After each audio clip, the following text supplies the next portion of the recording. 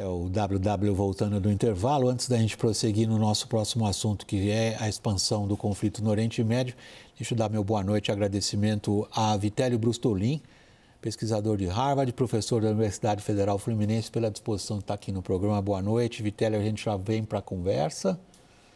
E bom ano, né? Não esquecendo. Boa noite, William. Boa noite a todos. Prazer conversar com você novamente. Vamos lá, então. 2 explosões no Irã. Elas causaram mais de 100 mortes e provavelmente, é o que a gente vai examinar logo mais, tornam ainda maior o risco de uma escalada nos conflitos no Oriente Médio. Reportagem de Mariana Giangiacomo. A primeira explosão aconteceu a 700 metros do túmulo do general iraniano Qassem Soleimani. Causada, segundo TVs estatais, por uma bomba colocada numa mala dentro de um carro. Minutos depois, a 1 quilômetro dali, a segunda explosão. Mais de 100 pessoas morreram, cerca de 200 ficaram feridas, no que a mídia iraniana chamou de atentado terrorista. As explosões aconteceram enquanto uma multidão celebrava o 4º aniversário de morte de Qassem Soleimani, comandante da Guarda Revolucionária e considerado um herói nacional.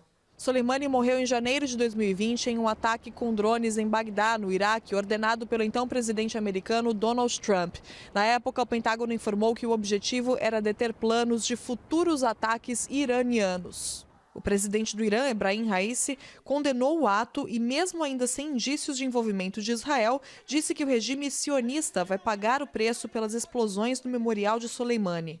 O ataque acontece um dia após o vice-chefe do braço político do Hamas ser morto num ataque aéreo em Beirute, no Líbano.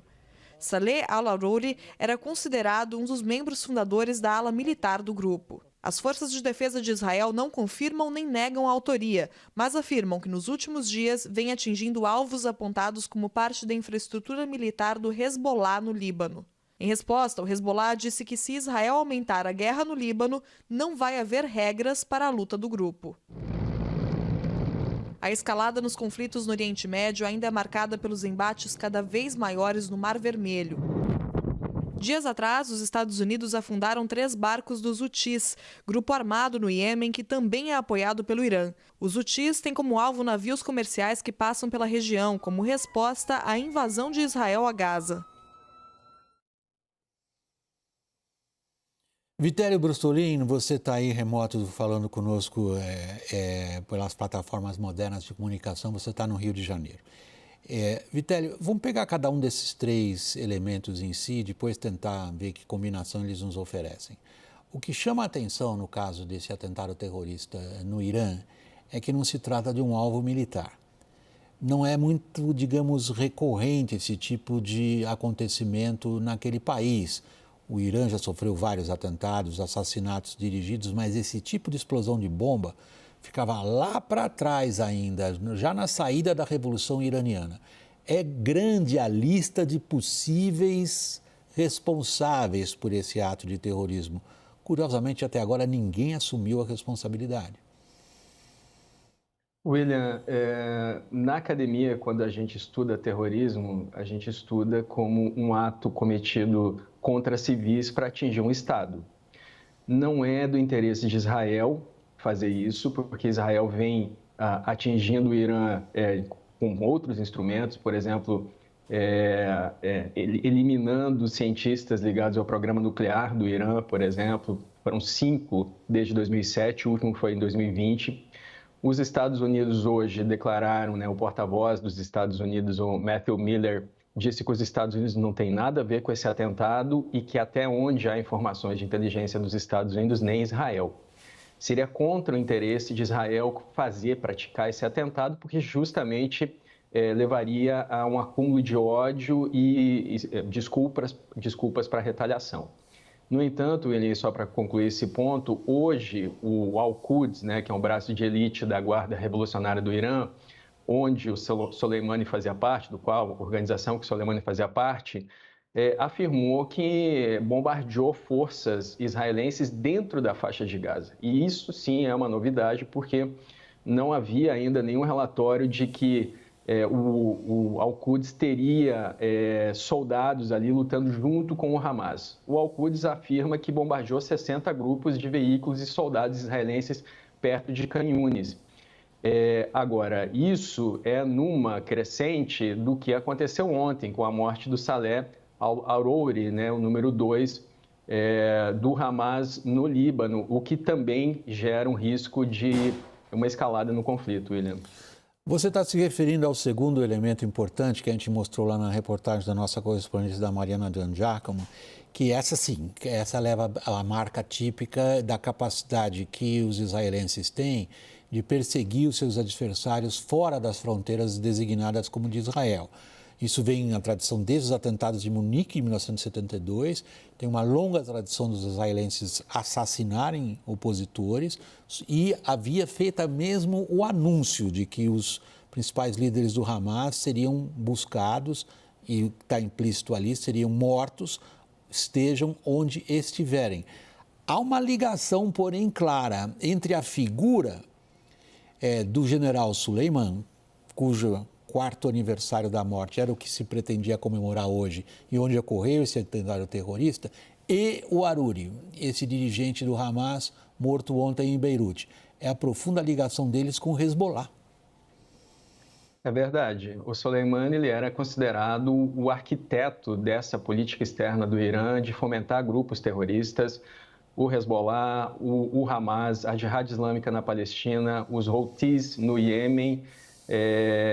E existe uma questão, William, né, que você passou por cima dessa questão, você enfatizou isso na questão anterior, que é o fato do Irã ter muitos inimigos, ou seja, existem atentados terroristas promovidos dentro do Irã por extremistas árabes. Então, o Estado Islâmico, por exemplo, promoveu atentados no passado, tem outros grupos jihadistas sunitas que se opõem ao governo do Irã, que é xiita, mas nenhum desses grupos reivindicou o atentado e existe uma razão clara para isso, né? Todos eles também são inimigos de Israel, então é muito conveniente praticar um atentado terrorista como esse numa data comemorativa, né? Uma data de pesar, na verdade, no Irã, porque o Soleimani é considerado um herói, apesar de ser considerado um terrorista nos Estados Unidos e na Europa, e, ao mesmo tempo, incriminar um outro lado inimigo desses grupos, que seria Israel, William. Agora, Vitélio, quando a gente liga esses acontecimentos e coloca também a retaliação americana dos helicópteros da Força Tarefa Americana no Mar Vermelho em relação aos Houthis, a gente vê como fatos que aparentemente, porque até aqui a gente precisa de evidências um pouco mais claras, desligados um do outro, criam aquela situação que a gente viu logo depois do 7 de outubro. O 7 de outubro não pode ser tomado como um ato isolado. Ele consiste, na verdade, numa teia de acontecimentos que vão se reforçando. Em que medida a gente pode antecipar, Vitélio, que esse jogo de um influenciando o outro torne muito difícil de se controlar a expansão do conflito na região? William, os Houthis estão usando mísseis balísticos contra navios. É a primeira vez que isso acontece na guerra. Mísseis balísticos geralmente são utilizados em terra. Essa força-tarefa que os Estados Unidos enviaram para lá para preservar o canal de Suez, por onde passa de 12% a 15% do comércio mundial, isso é uma coalizão de 10 países, não tem sido suficiente para fazer frente ao que os Houthis fazem ali.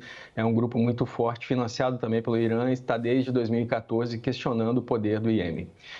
Teve um fato que congrega com essa ideia. Ontem, o Irã enviou um destroyer para aquela região, para o Mar Vermelho, o destroyer Al-Borz. E os Estados Unidos tinham 2 porta-aviões ali, o Gerald Ford e o Eisenhower, e trouxe de volta para os Estados Unidos o Gerald Ford, ficou apenas o Eisenhower com a sua escolta de 3 cruzadores de mísseis guiados, um destroyer e um submarino nuclear. A questão é, se não tem sido suficiente para preservar os ataques contra embarcações mercantes ali na entrada do canal de Suez, esse porta-aviões pode não ser suficiente também nesse momento para conter a escalada, William. Vitélio Brustolin, eu queria agradecer, dar meu boa noite a você pela participação aqui no WW.